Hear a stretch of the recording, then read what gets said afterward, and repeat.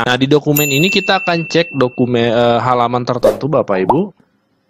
Tepatnya di paragraf ini Bapak Ibu ya, kita baca dulu. Belanja KL dalam era APBN tahun anggaran 2025 direncanakan sebesar 976.788 miliar atau sekitar 976,7 triliun yang bersumber dari rupiah murni dan non-rupiah murni. Anggaran tersebut antara lain dimanfaatkan untuk 1. Pemenuhan kebutuhan minimum pelayanan pemerintahan termasuk tunjangan hari raya dan gaji 13. Nah, ini relevan dan terkait dengan pertanyaan para subscriber di kolom komentar. Banyak pertanyaan nih. Min, apakah 2025 kita ketahui Pak Prabowo yang menjabat sebagai presiden, apakah THR dan gaji 13 untuk PNS dan pensiunan itu tetap ada atau tidak? Nah, ini terjawab di dokumen ini Bapak Ibu ya. Dalam dokumen Nota Keuangan 2025 tentang RAPBN 2025 memang tetap tercantum THR dan gaji 13.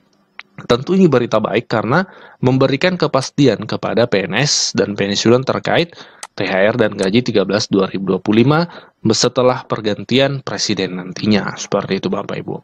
Dan ada dua dokumen yang membahas ini, bukan hanya nota keuangan. Oke, kita lanjut cek di dokumen kedua untuk lebih memastikan lagi Bapak Ibu. Dokumen yang sudah disusun oleh pemerintah terkait anggaran tahun 2025.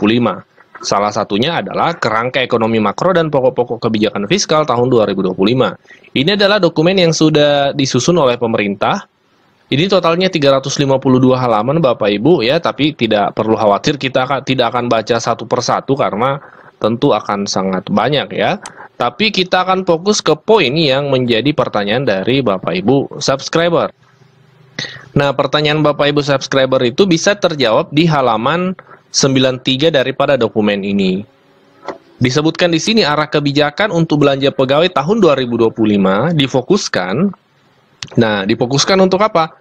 Yang pertama, meningkatkan efektivitas dan efisiensi birokrasi dan seterusnya. Nah, di kedua ya, poin kedua, arah kebijakan 2025 anggaran belanja pegawai, meningkatkan kualitas belanja pegawai dengan tetap, nah, ada redaksi, dengan tetap menjaga konsumsi aparatur negara antara lain pemberian THR dan gaji atau pensiun ke-13.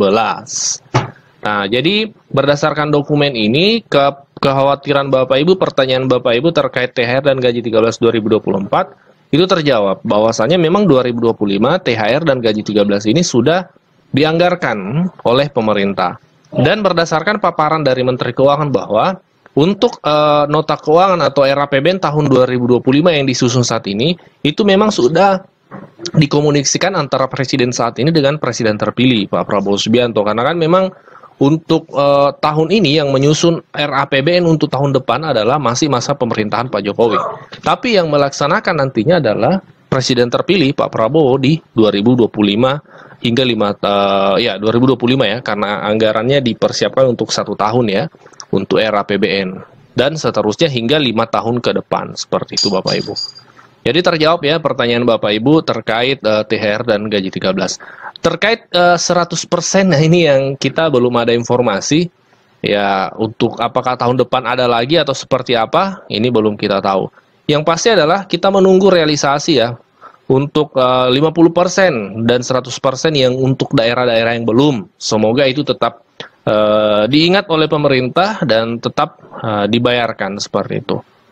Untuk postur APBN ini menggambarkan amplop besarnya, tapi beberapa spesifik memang mohon maaf belum bisa dispesifikkan karena ada kan nanti memberikan kepada pemerintahan baru mengenai bagaimana nanti format kabinetnya, siapa yang akan in charge untuk program apa, itu ciri dari transisinya itu tadi. Tapi kami terus berkoordinasi dan berkomunikasi sehingga kalau sampai kemudian sudah ada keputusan politik dan kemudian ada keputusan secara birokratis yaitu badan atau siapa yang akan ditunjuk, kita langsung bisa mendukungnya melalui anggarannya. Itulah yang kita sebut transisi melalui sinkronisasi dan koordinasi. Selamat sore Bapak Ibu Menteri semuanya. Saya Givari dari Kumparan. Ada beberapa pertanyaan nih Pak. Yang pertama Pak, saya mau memastikan Pak terkait tadi di pidato keuangan Pak Presiden nggak sebut kenaikan gaji PNS di 2025. Nah itu sebenarnya jadi naik atau enggak Pak? Kalau jadi itu mungkin berapa gitu Pak? Terima kasih. Semuanya diborong ke Menteri Keuangan. Ada pertanyaan berulang. Jadi mungkin udah cukup ini. Silakan Bu Menteri Keuangan. Baik, tadi sudah disampaikan ini adalah APBN transisi. Dan sebagian dari transisi itu nature-nya ada yang sudah spesifik dari sisi angka, ada yang belum spesifik angkanya untuk program-program baru terutama, atau program lama yang akan diteruskan. Jadi seperti yang tadi saya sampaikan di dalam presentasi bahwa APBN ini tadi belanja KL termasuk tadi dari Kementerian Pertanian yang menyampaikan atau Menteri PUPR kok anggaran saya masih kecil gitu karena sebagian cukup signifikan itu masih di-retain nanti Presiden-elek yang akan nentuin gitu ya. Jadi kalau tadi Pak Menteri PUPR atau Menteri Pertanian mengatakan memang penting dan memang itu penting disampaikan oleh Presiden-elek.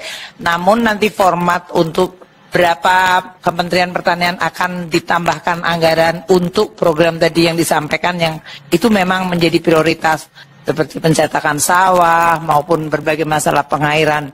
Itu nanti akan ditetapkan oleh Presiden-elek. Mungkin saya mengingatkan sekali lagi siklusnya ya. Kita sampaikan ke DPR dan DPR sudah tahu bahwa ini adalah baseline APBN. Kita akan bahas sebagian nanti di dalam pembahasan KL-KL ini kan oleh menteri saat ini. Tapi nanti kan Bapak Presiden-elek kan punya kabinet baru. Dan oleh karena itu saya akan sampaikan pembahasan dengan DPR yang nanti sampai dengan akhir September akan mengetok APBN-nya, menyetujui, tapi kemudian Presiden baru dengan kabinet baru akan kemudian melihat program itu dan dipa-dipanya mungkin akan disampaikan termasuk apakah ada dipa yang memang akan spesifik dipindahkan tadi dari belanjanya pemerintah pusat yang ada di non-KL ke katakanlah Menteri Pertanian, Menteri PUPR atau Menteri Kesehatan atau Menteri Pendidikan.